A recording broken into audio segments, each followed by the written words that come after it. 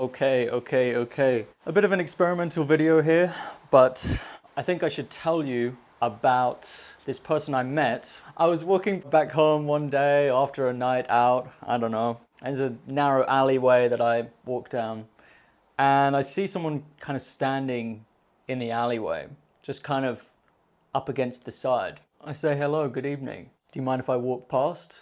And he says, of course you can walk past, but I have a proposal for you. This is what he looked like, by the way. And he was throwing these, what looked like dice up in the air. He said, my name's Lucifer. He said, I want to propose that we play a little game of dice. And I was curious, you know, I didn't just walk on home. I was curious, so I wanted to hear him out on his proposal because I thought there might be something in it for me, you know? So he's throwing these dice up in the air and he introduces me one by one to the dice. And these are like his instruments of probability. There's your average dice, 6-sided, 20-sided dice. This is a 100-sided dice, and this one's a 1,000-sided dice. I just drew them up there from my memory of what they look like. But you know, they're his, what he likes to play these games with. And this is a picture of him in the alleyway. I can now erase that, so we've got more space. And I say, okay, go on then, explain the game to me. And he says, well, I've got a lot of these games. If you want to play with me, you have to play all of these games. Every game that I propose to you, you have to play if you want to play. I say, well, go on then, tell me one of the games that you want to play. He says, okay, let's take the basic dice. We roll it once, and if it's a 4 or above, we get to roll again. If it's not a 4 or above, this round is nullified, okay? But let's say it's a 4 or above.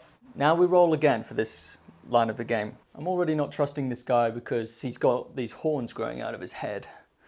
It looks pretty sinister. Let's say we roll, and he hasn't done it yet, he's just explaining the theory to me. This roll, if I'm unfortunate enough to roll a 1, someone close to me in my life, he won't say who, in the future, will be sexually assaulted. It's a game of probability, and if these two are rolled, then someone close to me will be sexually assaulted. If these are not rolled, then this person close to me will not be sexually assaulted, okay? I say, oh, okay, give me another one of these games. So he takes me on to the next proposed game. And we're still using the 6-sided dice for this. So I'm just gonna draw a little divider here. He says, this one only takes 1 roll of the dice. If you're unlucky enough to roll a 4 or above, so that's 50% of the time, someone who's close to you, they will experience a painful death. Now, this isn't to say that they will experience an early death, it's that at the time of their death, the death itself will feel unpleasant. So they won't die in their sleep. They'll die while they're conscious, they'll be scared, they will not be having a good time in the moments leading up to their death, okay? So that's a 50% chance with this dice game. Remember, if you choose to play with him, all of these games, you're playing both of these. You have to, it's an all or nothing game. Okay, let's move on to the 20-sided dice. Die. Dice? Die is singular, dice is multiple? Is that right? Gee, I should have researched that before pressing record on this video. If we roll it 1 time and you're unlucky enough to roll a 1, you roll any other number, you're fine. But if you roll a 1, if it lands on a 1, someone that you know, someone close to you, will turn violent. Now, I'm not going to explain how exactly. Let me draw in my arrows. I'm not going to explain how exactly. It could be a combination of things. It could be a combination of their environment and their altered brain chemistry.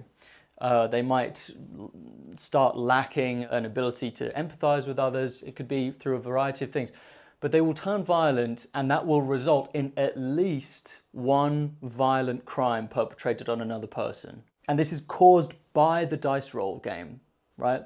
This wouldn't have happened otherwise. It's only because of playing the game that that would happen, okay? Now, within that, you know, you can do a further dice roll to assess the probability that it's like a homicide or a sexually violent crime, or like a mass homicide of multiple people, okay? Those are like smaller percentages, smaller likelihoods with subsequent dice rolls. But the first one is just if you are unlucky enough to roll a 1. someone close to you, a family member, will become violent, okay?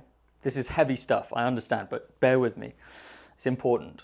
Now, we can keep on doing this kind of thing where we have multiple steps, or we can just use the 100-sided die or the 1,000-sided die. It doesn't really matter because it's a game of probability. I'm just using the die here to help to understand probability. Okay, it's not like some kind of riddle or puzzle for you to work out. Okay, we'll roll the 100-sided die as well with this game. If you roll a 1, if you're unlucky enough to roll a 1, someone that you know, someone close to you, very close to you, and it's only on a 1, it's only rolling a 1, will quickly develop a rare illness that people are usually born with, but in this case, they will just develop it spontaneously, okay? To assess if it will be rare or ultra rare, so the ultra rare ones are really unlucky. These are things that are extremely painful. They last your entire life. They handicap you for your entire life. They're often very unpleasant, very uncomfortable.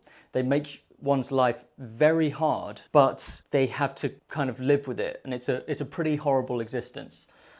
So if you're really unlucky, you'd roll a 1, and then after the 1, you roll equal to or less than 4. So it's a small likelihood that you'll develop like a really nasty one. Like, it's things like your skin can just fall off. It could be that you're wheelchair bound. It could be that you have like terrible coughing fits and seizures that are scary and horrible. Okay, it's very unlikely, right? You'd have to roll a 1, and then you'd have to roll 1, 2, 3, or a 4. But it's a possibility. So we'll say here that that's ultra rare. Sorry about my writing. Okay. We're not going to use the 1,000-sided dice, actually, as it's pretty stupid of me. 1,000-sided, we don't need. Okay. But, you know, he goes on to list more things like this. There might be one where it's like, someone close to you will become a casualty. We've already done the sexual assault, which is like not out of the realm of possibility, let's just say. It's a pretty high likelihood this person close to you could be sexually assaulted, okay? And I say to myself, I get caught up in this game, you know, as he's explaining this to me. He's standing in the alleyway, but there's room for me to walk past. Like, I could escape, right? He's just up against the wall here. I ask him, like, you're saying that I have to roll these in this way and play this horrible, horrible game, right? Are there upsides? He's like, yeah, there are upsides. I mean, there's a chances that none of this stuff happens. So that's the upside. The upside is that maybe none of this stuff happens. I'm like, right, okay, but this is terrible that I have to play this. And he's like, oh, wait, no. You don't have to play. That's the other thing. You don't have to. You don't have to play. And I can't believe my luck. I can't believe it. This is such a relief to me. This guy is obviously like the devil, right? And I can't believe the devil's just giving me a pass. He just said, like, I don't have to play. So I immediately walk past him. I walk past him into the night. I walk back home. But before I do, I turn back around. He's still there. He's just still throwing his dice up and down. And I ask him, I say, I have to know, there's one thing I haven't asked you this whole time. And I see the look in his eye, and that look is telling me that he already knows what I'm going to ask. And I ask, who is this person you keep referring to? This person that's close to me in my life. What was this game about? Like, who was this targeting, right? Who was going to be the target of this horrible game of probability? And he smiles an evil smile, and he says,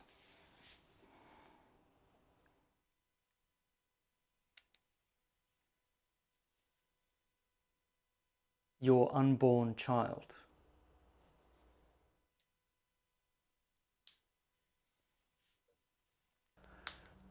You have the choice of whether or not to roll the dice when it comes to a child who has not been born yet, and in fact is not even at this stage. This is too late of a stage. This is a fetus. I'm talking about actually the absence of a child, but the potential of a life that could be brought into this world. let's bring up the statistics because maybe dice roll don't work very well for you. So for violence, right? Let's take the violence one. Between 3 to 5% of the population commit a violent crime. And you know what? The parents of violent criminals rarely, if ever, expect that their little baby child is going to grow up to be a violent person. Someone who perhaps beats their wife, beats their child, or perhaps even worse, kills people, becomes a murderer. It's very rarely anticipated, it's very rarely expected, especially at the point, at the stage in their life where they're deciding whether or not to become parents. Let's take another one. We're moving away from dice rolling now. So when it comes to sexual assault here, half the population are female. About 1 in 5 women report having been raped in their lifetime, okay? By choosing to bring a life into this existence, you don't know the gender yet, so for men, it's a different amount, it's a different proportion, but we're just talking about the females. There's a 1 in 5 chance that that individual that's being brought into existence will be raped. Uncomfortable truth, right? To talk about and to think about. And to think that you as a potential parent play a part in that. I'm not saying you're responsible. I'm not saying you're 100% responsible. But by playing the game, you know ahead of time the risks. You can look this stuff up. And by the way, maybe my percentages and stuff, maybe they're a little bit off. Like maybe they're a little bit different, but who cares? You can look up the statistics in your country and things like that. The point is there's always a chance, whether it's a 6-sided dice or a 20-sided dice, a 100-sided dice or a 1,000-sided dice, right? There's always a chance when you play the game. When you roll the dice, there's always a chance that it will land on the small number. And you can choose, there is a binary option here, you can choose whether to play or not. You can't necessarily affect what side of the dice it rolls onto, right? This one here, I'm not gonna lie guys, this was just a guess, right? But we know that there's 100% certainty of dying. When someone's born, that baby is gonna grow old. Maybe they'll grow old, actually, they might not grow old, right? They could die long before that.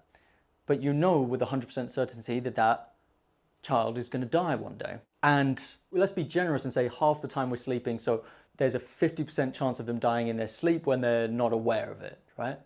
Or they're put to sleep, they don't wake up, and it's nice and peaceful. There's also a huge possibility that their death, which you can't see yet, it's kind of way out in the future, it's way out in the future, but that death's gonna be very unpleasant, right? My father died of cancer, and it took him 3 years to die.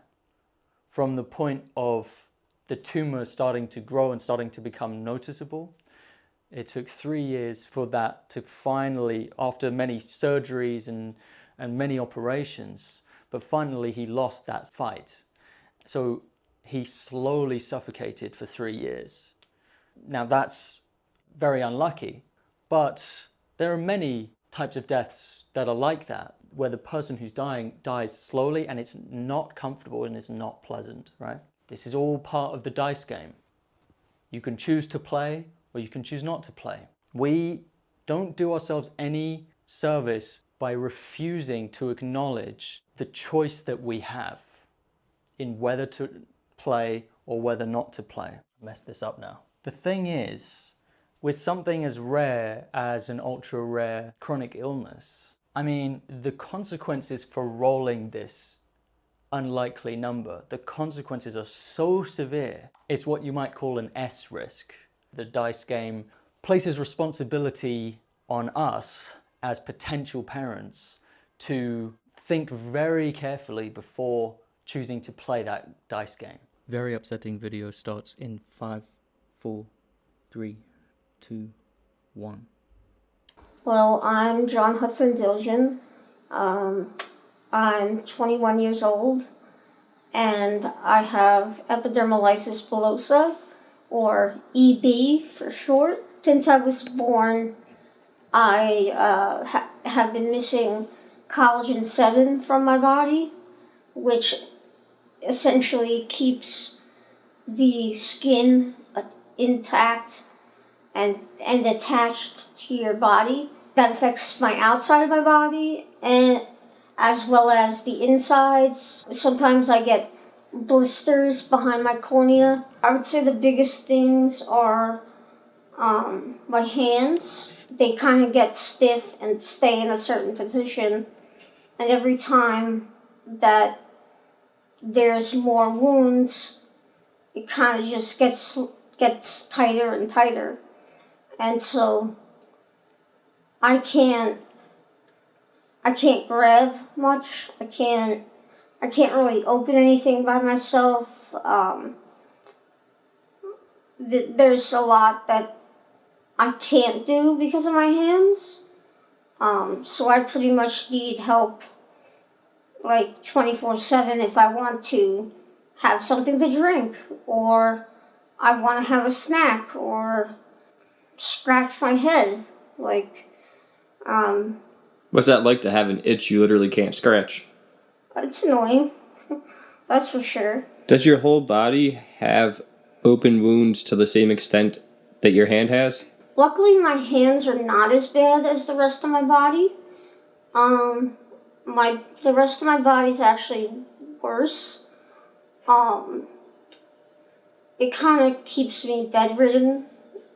Like I rarely ever get out of my bed after I'm done with my dressings in the morning. I pretty much just get in bed and stay here. My whole back is one gigantic wound, so there's like no skin on it at all. Because when I was born, the skin had completely sheared off my foot. So while my right foot was growing in size, my left foot was just growing skin. So it's hard to walk because of that. I really want people to understand what you just said. During the process of birth, all of the skin on your foot was ripped off? I had no skin on my foot. The same with my hand. Like all my skin kind of gloved off. Like it went from my wrist and just kind of came off like a glove. When somebody finishes watching this interview, what do you hope they remember most from it? I hope they remember that I'm not the only one that is going through this. There are so many people that are suffering from similar problems that I have, and some of them are even worse. It's a big thing for a lot of people and not just me. Now, obviously, this is just a mental exercise. This doesn't capture all of the picture, but this has really helped me to understand the gravity of the decision of whether or not to bring a non-existent life into this existence, into this very dangerous world that we are currently living in. It's inevitably going to continue to be a very dangerous world with lots of risks, not just the risk of death, but the risk of torture, the risk of boredom, the risk of unhappiness, depression. And for some of these risks, it doesn't seem adequate to have the very typical answer of being like, yeah, but on the whole, living is better than not living. Like the net positive argument. It just doesn't seem to cut it. It seems almost disrespectful to the people who are unlucky enough to roll the wrong dice number. To say, yeah, but on the whole, if you take into account all the probability, you probably won't be one of the victims of the dice roll. Or even if you are one of the victims of the dice roll, there's still a lot of good things I don't know, it's a strange argument. It's a bit of a weak argument. And yes, I am focused on the negatives in this example. I'm not focused on positive things that could come from it, either for you personally or for the unborn, the non-existing, I should say. Unborn makes it sound like a fetus. It's not a fetus. It's not existing, non-existent person. This is something that really, when I put it into this format, it just really hit home the significance in the negative sense of choosing to wrench someone from the non-existent realm. It's not someone yet. It's choosing to create a life where there wasn't life before. And that life that gets created could go on to be a violent person. And you can't control that. You can't control which dice side it goes on to. Or could be in extreme pain from the word go, and then continue for a decade or more in extreme pain and discomfort.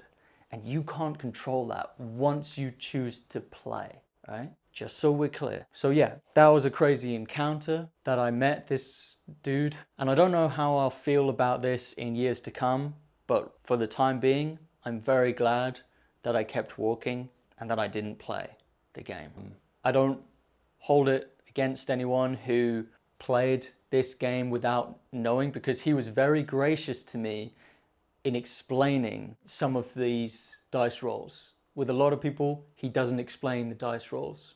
He doesn't explain what game it is. He just starts rolling the dice, right? So I'm very grateful that he explained it. He must have been in a good mood that day. All right, I think I'm going to end there for this video. Hope I've given you food for thought, and I'll see you next time. No matter what you roll in the dice, there is an extremely high chance that that life will hurt animals.